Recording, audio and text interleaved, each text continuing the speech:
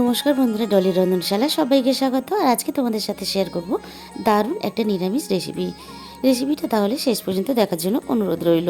এখানে আমি দেখো 3টে মূলো নিয়েছি, খুব ভালোভাবে দিয়ে পরিষ্কার করে গ্রেটারের সাহায্যে আমি মূলোগুলোকে খুব ভালোভাবে গ্রেট করে নিলাম।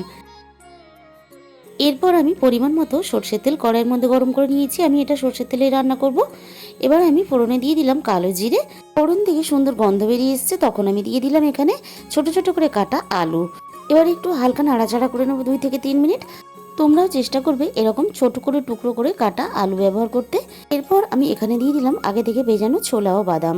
আমি এখানে দুটো মিশিয়ে ব্যবহার করেছি, তোমরা কিন্তু এখানে শুধু ভেজানো ছোলা ব্যবহার করতে পারো। এরপরে দিয়ে দিলাম স্বাদ মতো লবণ দিয়ে একটু হালকা নাড়াচাড়া করে দিয়ে দিলাম অল্প একটু বেগুন মূলোর তরকারির মধ্যে দিলে খেতে খুবই ভালো হয়। 2 থেকে 3 মিনিট একটু নাড়াচাড়া করে নিয়ে আমি এখানে দিয়ে দিলাম গ্রেট করা মূলো। আলু বেগুনের সাথে মূলোটা আমি খুব সুন্দর করে লালচে করে ভেজে নেব। এখানে আমার সুন্দর করে ভাজা হয়ে গেছে। এবারে দেখো আমি সামান্য পরিমাণ দিয়ে দিলাম জল, যাতে না মশলাটা পুড়ে যায়।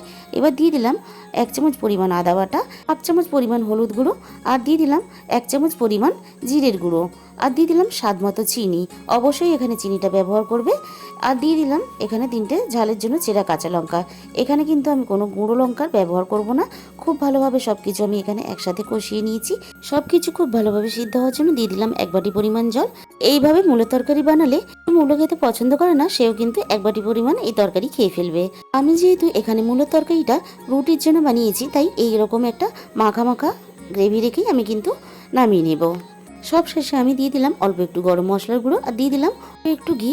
তোমরা কিন্তু চাইলে ঘি ব্যবহার নাও করতে পারো। আজকে তাহলে এই পর্যন্ত, দেখা হবে অন্য কোনো রেসিপির সাথে।